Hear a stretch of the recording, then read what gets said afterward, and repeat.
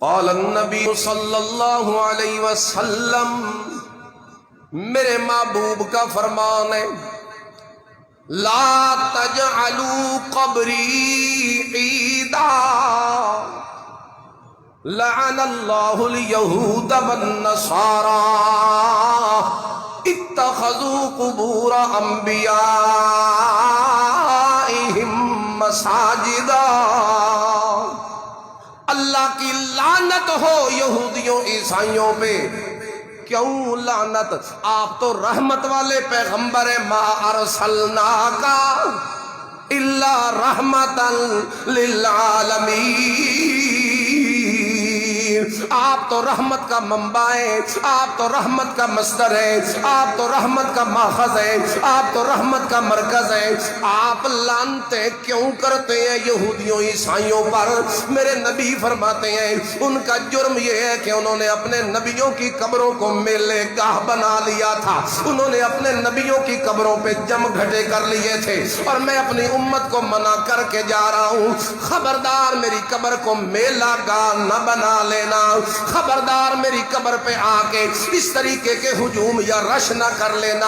آج ہماری قوم کن خرافات میں پڑ گئی ہے، جس طریقے سے ہندو کرتے تھے یہ انہی کو دیکھ دیکھ کے جناب اب اللہ کے ولیوں کی قبروں پہ عرس مناتے ہیں، میلے ٹھیلے لگاتے ہیں، رش کرتے ہیں، عورتیں بھی آ جاتی ہیں اور بچے بھی آ جاتے ہیں، مرد بھی آ جاتے ہیں، اختلاط بھی ہوتا ہے، زنا بھی ہوتا ہے، ایک دوسرے کے ساتھ غلط گپ شپ بھی ہوتی ہے، شرابیں بھی پی جاتی ہیں، موسیقی بھی ہوتی ہے، ڈھول کی تھاپ پہ رقص بھی ہوتا ہے، چادریں بھی چڑھائی جاتی ہیں، دیوے جلا کے چراغ بھی جلائے جاتے ہیں، وہاں منتیں بھی مانی جاتی ہیں، وہاں شرک بھی کیا جاتا ہے، وہاں بوسے بھی لیے جاتے ہیں، وہاں قبروں پہ ہاتھ لگا کے چوما بھی جاتا ہے، وہاں جناب ان کے متعلق یہ غلط افعال جن سے میرے نبی کریم نے منع کر دیا تھا۔ حدیث پاک میں آتا ہے، نہا رسول اللہ صلی اللہ علیہ وسلم ان یجسس القبر و ان یبنى علیہ۔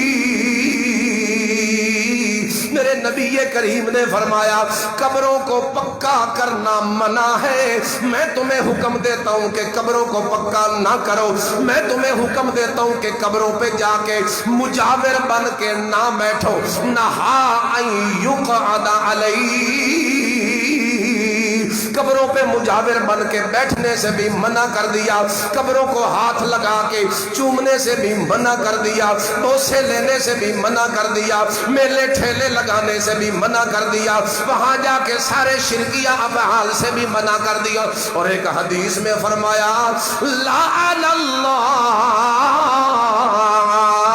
اللہ کی لعنت ہو ان لوگوں پر جو قبروں پہ چراغ جلاتے ہیں۔ میں ذمہ وار ہوں، میں دکھاؤں گا حدیث۔ اللہ کی لعنت ہو جو قبروں پر، بولتے کیوں نہیں ہو؟ چراغ جلاتے ہیں۔ جاؤ قبرستانوں میں دیکھو، شب برات کے موقع پر، محرم کے موقع پر، عرسوں کے موقع پر وہاں جا کے چراغ جلائے جاتے ہیں۔ چراغ طرح کے پیچھے چراغ ہاں ہوتا ہے، ایک نہیں، چراغ ہاں، چراغ ہاں۔ یہ میلے ٹھیلے میرے نبی کی سنت منائے حرام ہے شریعت کے اندر۔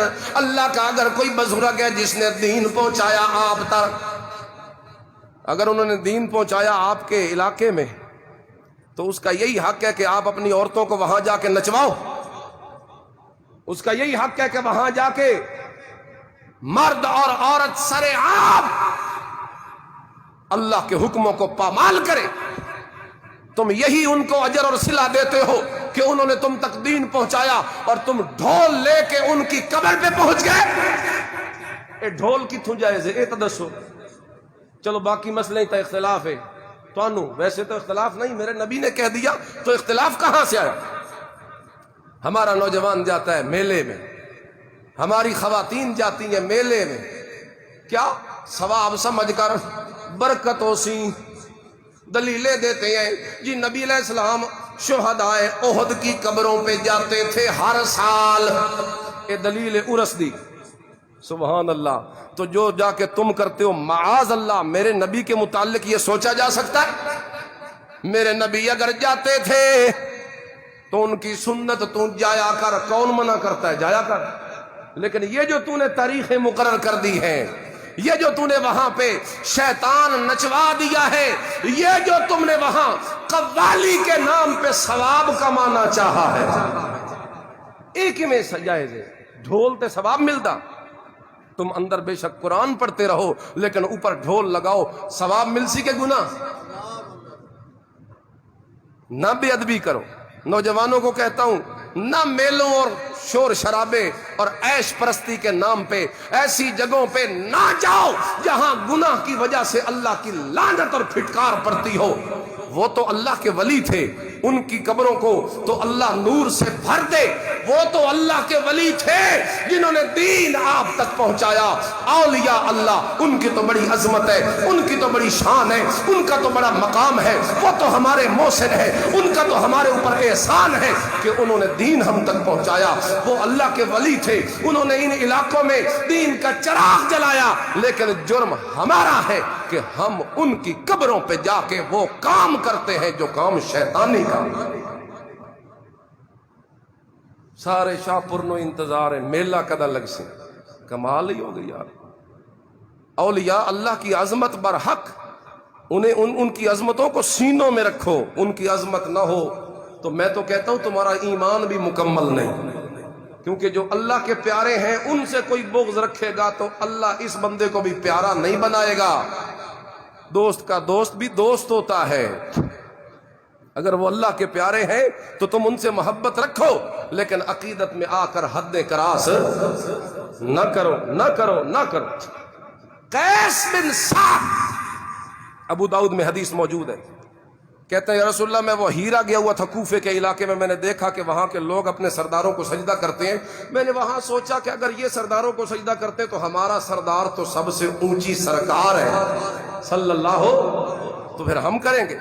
تو میں آیا ہوں یا رسول اللہ اگر وہ کرتے ہیں تو پھر ہمیں بھی آپ کا سجدہ، سنو حدیث سنو، تو پھر ہمیں بھی آپ کا کرنا چاہیے. میرے نبی نے قیس بن سعد سے پوچھا، یہ مجھے بتا، لو مررتا بقبری، اگر میری وفات کے بعد تو میری قبر سے گزرے تو تو میری قبر کا سجدہ کرے گا؟ قیس بن سعد کہنے لگے لا لا یا رسول اللہ، آپ کی قبر کا سجدہ تو نہیں، سجدہ تو اللہ کا ہوتا ہے. تو فرمایا اگر زندگی میں میری موت کے بعد میری قبر کا سجدہ کرنا اگر جائز نہیں تو زندگی میں بھی میرا سجدہ کرنا جائز ہے. اگر میرے نبی کی قبر کا سجدہ جائز نہیں تو کسی اور کی قبر پہ ماتھا ٹھیکنا جائز ہو سکتا ہے. ثابت بن ضحاک، ابو داؤد میں حدیث موجود ہے، کہنے لگے یا رسول اللہ ایک بندے نے نظر مانی ہے کہ بوانا ایک جگہ ہے، وہاں جا کے میں اونٹ ذبح کروں گا، تو کیا وہ کر سکتا ہے؟ میرے نبی نے فرمایا مجھے یہ بتاؤ کہ وہاں کوئی بت تو نہیں پوجا جاتا؟ اس بوانا شہر میں، اس جگہ پر جہاں جا کے نظر پوری کرنی ہے، وہاں کوئی بت تو نہیں پوجا جاتا؟ بتایا گیا نہیں جی کوئی ایسا نہیں.